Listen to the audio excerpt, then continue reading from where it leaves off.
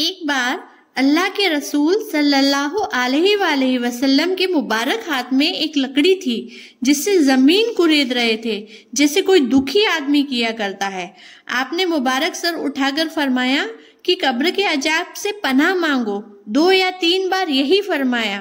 پھر فرمایا کہ بے شک جب زمین میں مومن بندہ دنیا سے جانے اور آخرت کا رخ کرنے کو ہوتا ہے تو اس کی طرف آسمان سے فرشتے آتے ہیں جن کے چہرے سفید سورج کی طرح روشن ہوتے ہیں، ان کے ساتھ جنتی کفن ہوتا ہے اور جنت کی خوشبو ہوتی ہے۔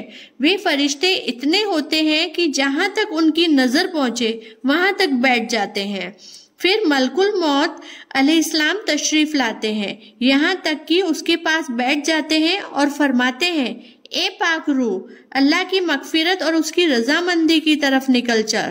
اس لیے جس کی روح اس طرح آسانی سے نکل جاتی ہے جیسے چھوٹی مٹکی سے پانی کا قطرہ یوں ہی بہہ نکل جاتا ہے، اسے حضرت ملک الموت علیہ السلام لے لیتے ہیں۔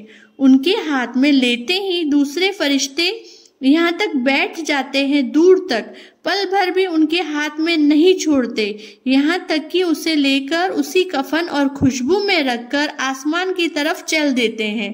اس خوشبو کے بارے میں ارشاد فرمایا کہ زمین پر جو کوئی اچھی سے اچھی مشک کی خوشبو پائی گئی ہے اس جیسی وہ خوشبو ہوتی ہے۔ پھر فرمایا کہ روح کو لے کر فرشتے آسمان کی طرف چڑھنے لگتے ہیں اور فرشتے کی ٹولی جہاں سے گزر ہوتا ہے وہ کہتے ہیں کہ یہ پاک روح کون ہے، تو وہ اس کا اچھے سے اچھے نام لے کر جواب دیتے ہیں، جس نے دنیا میں بلایا جاتا تھا فلاں کا بیٹا یا فلاں کا بیٹا۔ اسی طرح پہلے آسمان تک پہنچتے ہیں اور آسمان کا دروازہ کھولتے ہیں، اس دروازہ کھول دیا جاتا ہے اور وہ اس روح کو لے کر اوپر چلے جاتے ہیں، یہاں تک کہ 7ویں آسمان پر پہنچ جاتے ہیں۔ ہر آسمان کے قریبی فرشتے دوسرے آسمان تک اسے ودا کرتے ہیں۔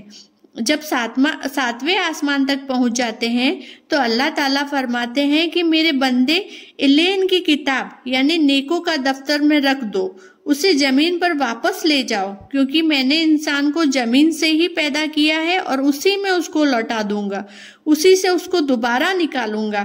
اس لیے اس کی روح اس کے جسم میں واپس چلی جاتی ہے۔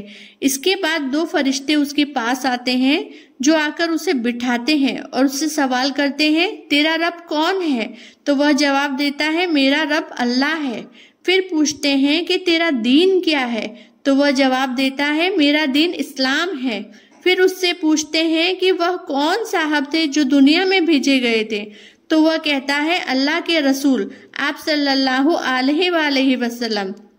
پھر اس سے دریافت کرتے ہیں کہ تیرا عمل کیا ہے؟ تو وہ کہتا ہے کہ میں نے اللہ کی کتاب پڑھی سو اس پر ایمان لایا اور اس کی تصدیق کی۔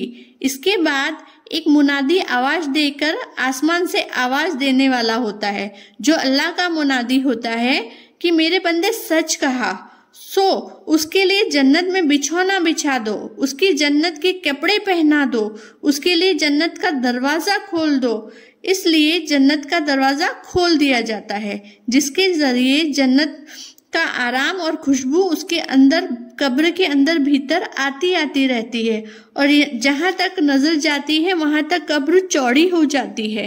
اس کے بعد بہت ہی خوبصورت چہرے والا، بہترین کپڑوں والا، پاک خوشبو والا ایک آدمی اس کے پاس آ کر کہتا ہے کہ خوشی کی چیزوں کی خوشخبری سن لے، یہ تیرا وہ دین ہے جس کا تم سے وعدہ کیا جاتا تھا۔ وہ کہتا ہے کہ تم کون ہو؟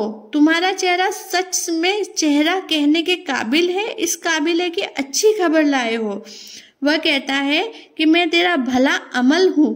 اس کے بعد وہ خوشی سے کہتا ہے، اے میرے رب قیامت قائم فرما، اے میرے رب قیامت قائم فرما۔